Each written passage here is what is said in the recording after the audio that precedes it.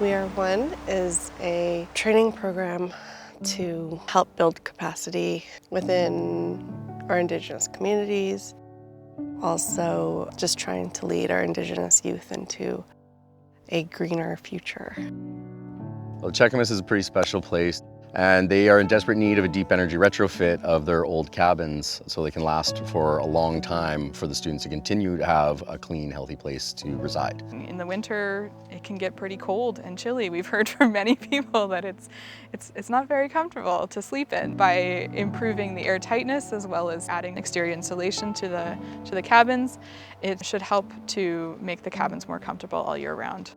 The We Are One program is fairly unique. We're really trying to introduce them to many jobs, not just putting things together, but the avenues that can branch out after that. It's a 9-week program. It's a combination between virtual learning as well as hands-on training. We are thinking about retrofitting existing buildings to influence people to do this kind of work. It's not just available for new construction because that's very pricey, but we need to look at the way that our existing buildings can be better. We want to really bring back our Indigenous perspectives, how we live off the lands and, not taking more than you need. We targeted Indigenous youth, this cohort, because our younger generation, most of them don't have that community.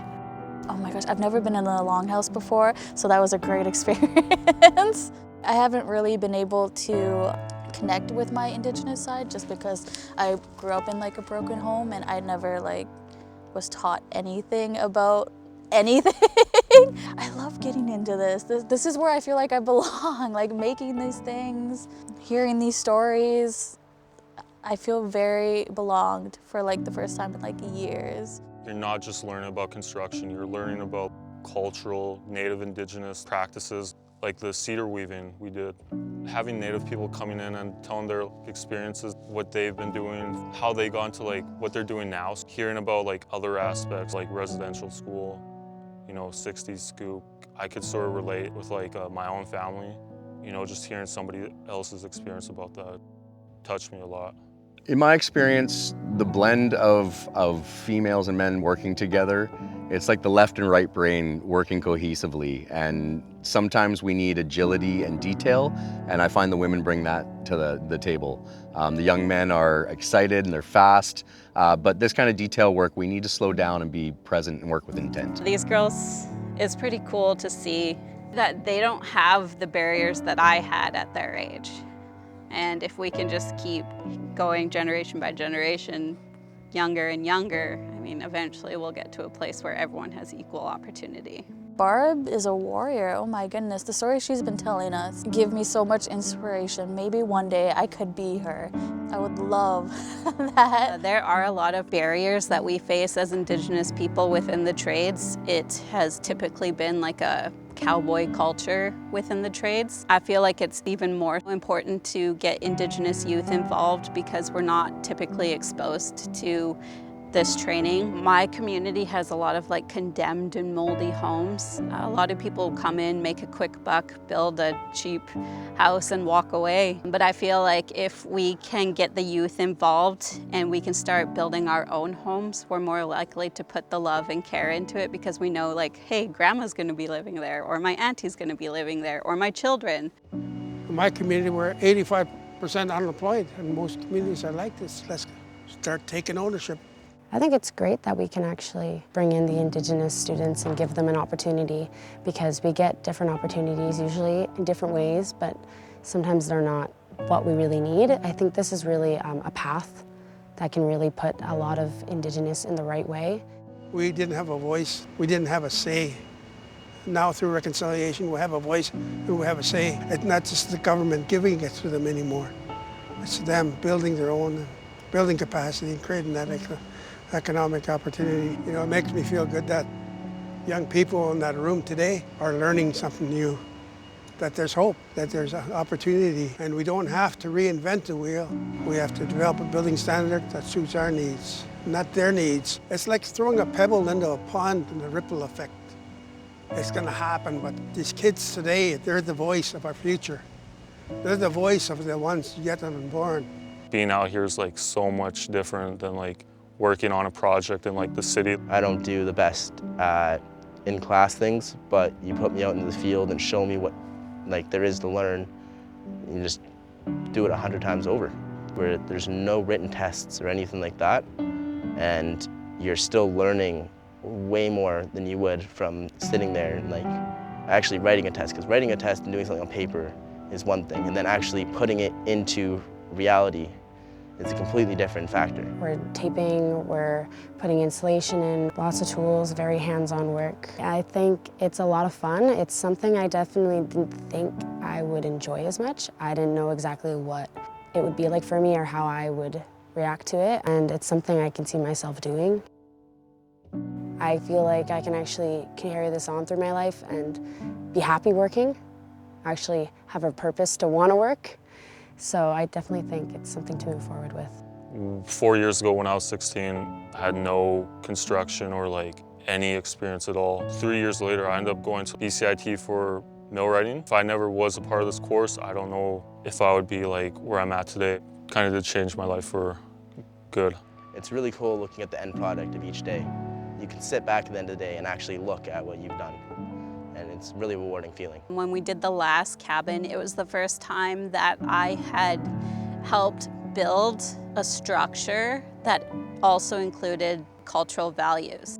Sitting in the longhouse and listening to the elders and just incorporating all that, I find it really grounds the youth and us as builders. I feel like when we connect to the land we're building on, we're more likely to put love into the build, as opposed to showing up on some big commercial site and just clocking in and clocking out. I'm so excited that the youth far surpassed my expectations and beat my old goal by 100%. Tested the air barrier down to 1 ACH. Now we've got a really comfortable enclosure, so they're gonna have a wonderful, comfortable cabin for the kids. I'm so incredibly proud of these kids and how far they've come in their short time of learning. The excitement that they brought to the table really made my job easy. It's warming to see the excitement out of the students at the end of the day. It's actually very emotional when I get to see the students just really thrive. Yeah, I definitely recommend it for anybody. If you're new or even if you know what you're doing, I'd still recommend it. Jump in. I would tell anybody that's looking at this course. I was actually super nervous coming down here. I was just nervous about I know nothing. What am I'm jumping in here, but I had no troubles at all here. I got to learn at my own pace, and I felt so welcomed at every cultural event we did. If you make a mistake, you learn from it. That's what I learned from Cody. You just redo it again, no problem. Even if you're unsure whether there's a place for you, there totally is, because there's a wide variety of skills, communication, project management, being able to set up a really great schedule and a timeline, quality control, visualizing things three-dimensionally. There's so many skills that are needed. To all of our amazing donors, they're so generous. Just a couple of phone calls, we received so many donations for a lot of our wall materials, generous grant funders. I'd like to say hawa and thank you from the bottom of my heart. I don't think there are words to express how thankful I am. As a mom to 3, money is tight in this economy. So the fact that I get to do all this learning literally for free and I get fed just has been such a great experience. I feel so comfortable here. There's no words, thank you. Just plain thank you. Thank you for recognizing the value. You may not see it right away, but I'm sure if you interview any of these youth in 10 years, you'll realize probably half of them are gonna go into the trades and they're gonna be successful because they have this training and these skills that not everyone has. If we can be self-sustaining, not only are we gonna be building better quality homes, but we're gonna have more jobs within the community and we're gonna take pride in what we do. And it all adds up to self-sustaining, healthy community. Saying thank you or gratitude it doesn't feel enough. These students are here for a reason and they believe in the program, and it wouldn't be possible without our funders or the wonderful donations or partnerships. It's just it's a unique training program, and we hope we can just sort of share it with other communities. I think this can go really far.